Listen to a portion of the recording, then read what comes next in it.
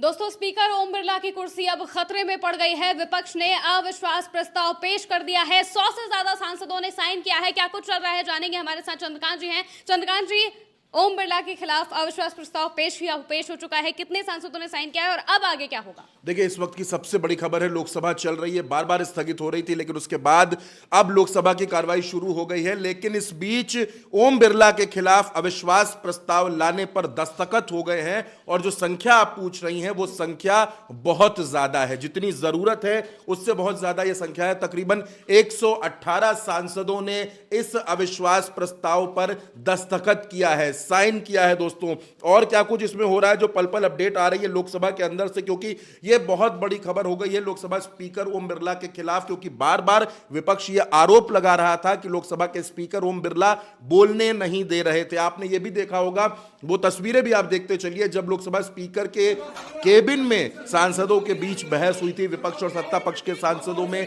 राहुल गांधी ने सवाल खड़े कर दिए थे कि आप बोलने नहीं दे रहे, हमको अपनी बात नहीं रखने दे रहे। राहुल ने यह भी कहा था कि अगर ऐसा है तो आप मेरा भाषण लिख दीजिए, जो आप कहेंगे वो मैं बोल दूंगा। यह बात भी राहुल गांधी ने कही थी। लेकिन उसके बाद तमाम विपक्षी सांसदों ने कहा कि सदन में विपक्ष और सत्ता पक्ष के जो सांसद हैं, विपक्ष के सांसदों के साथ सही व्यवहार नहीं होता है, उनको बोलने का उतना मौका नहीं दिया जा सकता है, निष्पक्षता नहीं रहती है। डिंपल यादव ने भी ये बात कही थी कि हम लोगों को नहीं बोलने दिया जाता है। और इसके बाद अब, क्योंकि आपको याद होगा, राहुल गांधी एक किताब का जिक्र कर रहे थे, जो नरवणे की किताब थी, उसका जिक्र कर रहे थे और उनको बोलने नहीं दिया जा रहा था। इसके बाद विपक्ष की महिला सांसदों ने एक मामले में आपने देखा कि हंगामा हुआ, प्रधानमंत्री की कुर्सी घेर ली, ये आरोप लगे कि स्पीकर ने कहा कि अप्रत्याशित घटना हो सकती थी, उन्होंने चिट्ठी भी लिखी। लेकिन इस बीच ये खबर बहुत बड़ी हो गई है, 118 सांसदों ने जो चिट्ठी लिख दी है, दस्तखत कर दिए हैं अविश्वास प्रस्ताव पर, और इसके बाद से अब ये हंगामा शुरू हो गया है। तो ये जो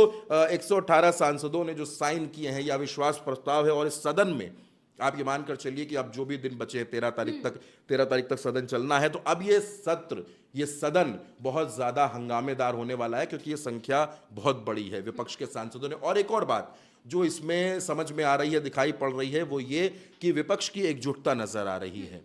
जो इंडिया गठबंधन है उसकी एकजुटता नजर आ रही है। 50 सांसदों के दस्तखत की जरूरत होती है अविश्वास प्रस्ताव लाने की जो प्रक्रिया है उसको शुरू करने के लिए, और इसमें 118 सांसदों के साइन है, यानी संख्या दोगुने से ज्यादा है। तो आप समझ सकते हैं कि विपक्ष कितनी एकजुटता के साथ सदन में भी, सड़क पर भी सरकार का मुकाबला कर रहा है, लड़ाई लड़ रहा है, और ये सब चल रहा है। लेकिन आप ये समझ लीजिए कि मैं आपको एक बार जो अपडेट नया इसमें आया वो मैं बता देता हूं कि स्पीकर ने जनरल सेक्रेटरी से अविश्वास प्रस्ताव के नोटिस की जांच करने के लिए कहा है। एक अविश्वास प्रस्ताव की नोटिस की जांच की जाए कि नोटिस क्या है।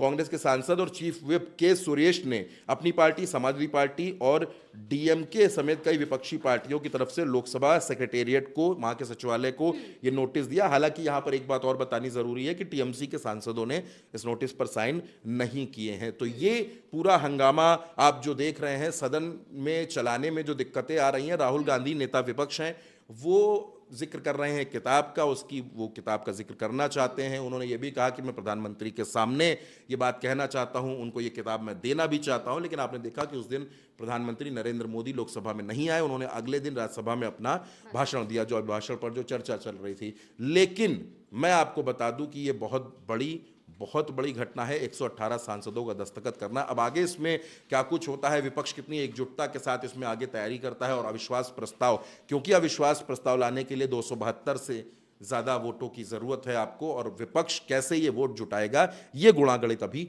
बाकी है।